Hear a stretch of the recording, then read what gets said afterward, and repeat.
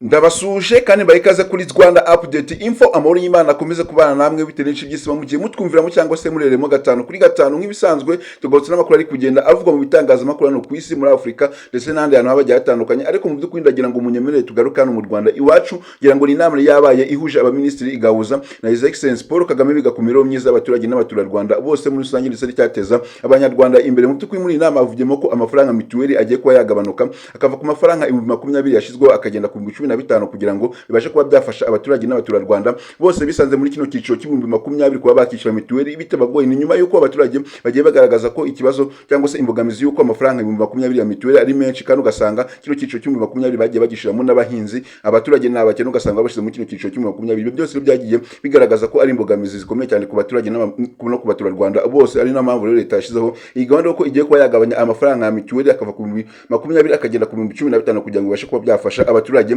n'abaturarwanda bose muri rusange. Ndaza kuba nababwira ko amafaranga hano mu Rwanda agiye kuba yahinduka, hakaza andi mafaranga mashyashya yanga twari dusanzwe dukoresha akavaho, hakaza andi mafaranga mashyashya tuzajya dukoresha. Ndaza kubabwira inoti zigiye kuba zakurwaho ndetse n'izazisimbura. Umumaro bifitiye abaturage ni uwuhe? Ese hari umumaro bifitiye abaturage kuba amafaranga agiye kuba yakurwaho hano mu Rwanda hakaza andi mafaranga mashyashya? Yego cyane, umumaro urari ukomeye cyane ku baturage ndetse no ku mibereho myiza y'abaturage n'abaturarwanda bose mu rusange. Ndagira ngo mu by'ukuri munyemerere tuganire kuri izo ngingo zacu ebyiri, ariko nanone mbere yuko tugenda gusesengura aya makuru yacu, niba uri kubona arubwa mugeze kuri channel yacu ya Rwanda Update Info, kanda subscribe maze ufungure inzogera kugira ngo video nk'izi ngizi n'amakuru nkanga meza leta iba yitangaza nawe ujye ubasha kuyabona mu wa mbere. Ariko nanone niba video wayikunze, kora like ndetse utere comment, kuko ibitekerezo byanyu biba bikenewe kandi bifasha society nyarwanda nyamwinshi kwikura mu bukeneka. Tugere n'ingingo yacu ya mbere twavuze tuze kuganiraho, ni ingingo irebana nuko amafaranga ya mituweli agiye kuba yagabanuka no mu Rwanda akava ku mafaranga 2020 akagenda ku 2015 kugira ngo bibashe kuba byafasha abaturage n'abaturarwanda bose bisanze muri kino cyiciro cy'2020. Ni nyuma y'uko abaturage mu by'ukuri bagaragaje ko amafaranga 2020 ya mituweli ari amafaranga menshi cyane kandi kuyishyura ko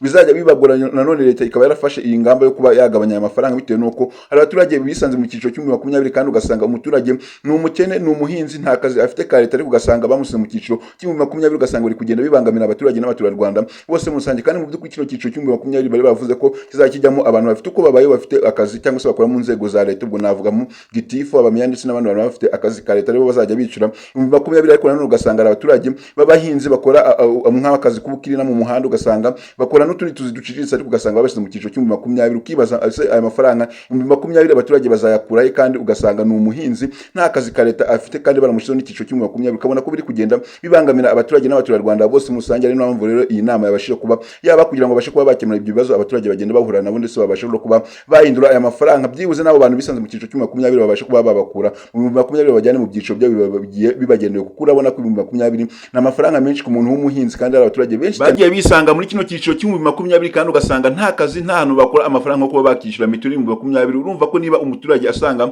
yazajya yishyura 2020 bya mituweli, ugasanga yifitiye nka family y'abantu 8 cyangwa se umuryango we n'abantu 8, urumva ko ayo mafaranga ni menshi cyane kuri wa muntu w'umuhinzi. Urumva ko bizamugora kuba yabona ayo mafaranga 2020. Niyo mpamvu rero tugiye kuba byibuze yashiraho 2015 kugira ngo bibashe kuba byafasha abo bantu bisanze mu cyiciro cy'2020, nubwo nyine n'abagitifu cyangwa se n'abandi bantu bafite akazi ka leta nabo nyine bagiye bisanga muri kino cyiciro. Ariko nanone ubona ko nabo bakwiye kuba bakorerwa ubuvugizi kugira ngo ayo mafaranga bashe kuba yagabanuka byibuze bibashe kuba byanabafasha. Ariko nanone mu by'ukuri ndagira ngo abaturage bari kugenda bagaragaza ko mu by'ukuri batazabasha kuba bakishyura amafaranga ya mituweli 2020 batabasha kuba basubiza ku mafaranga 3000 byari bisanzwe bimeze, kuko urabona ko amafaranga 2020 ni menshi. Kuko hari abaturage bamwe na bagiye bagaragaza ko amafaranga 3000 bya mituweli twajyaga tubinabibura. Kuri ubu ngubu ukibaza niba amafaranga 800 cyangwa se 4000 wenda leta bagushizeho bitewe na buri cyiciro cyawe ugiye urimo, ukibaza ayo mafaranga uzakora niba 3000 warabiburaga mu myaka yashize cyangwa se mituweli kiri ku 3000. Ugasanga abaturage bamwe na bamwe batagendaga bishyura mituweli, ukibaza ese ubu ngubu nibwo abaturage bazabasha kuba bakishyura mituweli, kandi mituweli yabasha kuba yarazamutse ifite amafaranga menshi cyane, kandi abaturage baraburaga amafaranga n'ubundi 3000 byo kuba bakishyura mituweli. Ukibaza nyine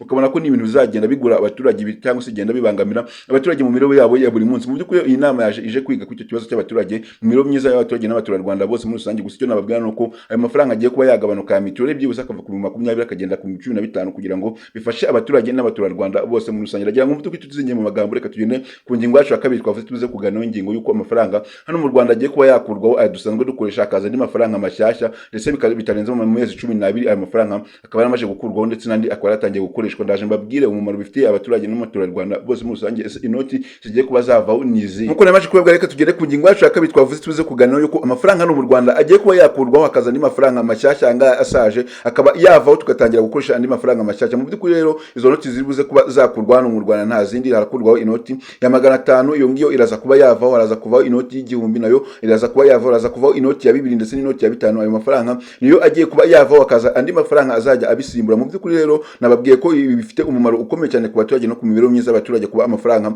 yagiye kuba yakurwa. Ndabaha nk'urugero rutonya, mu by'ukuri iyo amafaranga mu gihugu abashije kuba yahindurwa byibuze hakazaho andi mafaranga mashyashya, nuko bivuze ko ayo mafaranga yarasanzwe ariho yari amafaranga atarafite agaciro, ariko kuri ubu ngubu nuko amafaranga agiye kuzaho n'amafaranga agiye kuza afite agaciro ku mibereho myiza y'abaturage n'abaturarwanda bose musanga. Kuko ndabaha nk'urugero, mu myaka yashize hano mu Rwanda amafaranga ashobora kuba wagiraga 2,000 by'amafaranga y'amanyarwanda, ugasanga ufite amafaranga menshi cyane ku buryo washobora kujya mu isoko ukaba wakoreshamo ibintu byinshi cyane biba bigiye bitandukanye, nko kuba wahaye ibyo kurya cyangwa se n'imyambaro, ugasanga 2,000 bikoze ibintu byinshi cyane. Kuri ubu ngubu nuko 2,000 ushobora kujyana mu isoko ugasanga nta kintu kirenze ubashije kuba wabiguramo, ahubwo ugasanga ikintu uguzemo nta kintu kirenze gusa, ugasanga amafaranga ahise ashira. Ariko nuko amafaranga nabasha kuba yahinduka hano mu Rwanda bizongera bikagira agaciro, kuko amafaranga iyo ahinduwe mu gihugu bihita byongera agaciro k'amafaranga, ugasanga mu bihugu 10 byibuze byo mu kuwo mugabane ayo mafaranga ahise agiramo agaciro cyane cyane, kuko no muri Kenya ugashobora gusanga amafaranga yacu bizahita binganya agaciro. Kuko mu by'ukuri ni nyuma yuko cyangwa se igahunda yuko amafaranga agiye kuba yahinduka no mu Rwanda. Ndabaha nk'urugero, kuko ibihugu bimwe na bimwe byo ku isi usanga bikoresha amafaranga ariho abaperezida babo, ariko hano mu Rwanda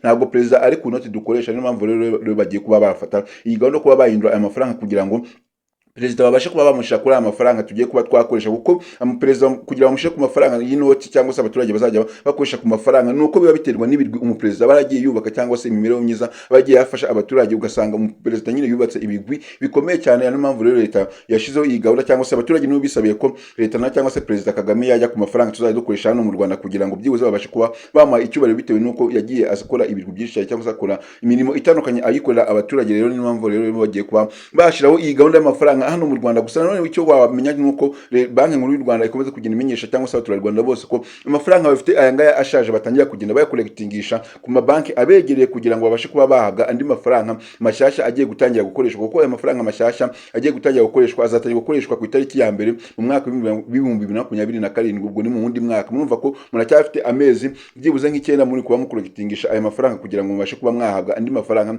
mashyashya aya ngaya asanzwe ashaje akavaho, kugira ngo byibuze uyu mwaka wundi uzatangire abantu bose mufite amafaranga mashyashya, kuko nta muntu uzaba ukemerewe kuba yakoresha aya mafaranga ashaje. Ndabashimiye mwe twabanya kuva iyi video itangiye kugira irangiye, muri abantu b'agaciro cyane. Ariko niba iyi video wayikunze, kora like ndetse utere comment, kuko ibitekerezo byanyu biba bikenewe kandi bifasha society nyarwanda nyamwinshi kwikura mu bukene. By'umwihariko niba ahangaha uri kubona rugambirize kuri channel yacu ya Rwanda Update Info, kandi subscribe maze ufungure inzogera kugira ngo video nk'izi ngizi n'amakuru nk'ahangaha meza leta yabagiye itangaza nawe ujye ubasha kuyabona mu bambere. By'umwihariko irya itangazo leta y'u Rwanda imeje gutangaza rero buri munyarwanda wese ko amafaranga y'imiturage agiye kuba yagabanuka akava ku mafaranga 20 akagenda ku 15, kugira ngo babashe kuba byafasha abaturage n'abaturarwanda bose bisanze muri kino cyiciro cy'u2020 kuba bakisha mituweli bitabagoye. Ndabashimiye cyane. Ngaha ni kuri Rwanda Update Info, turakunda cyane.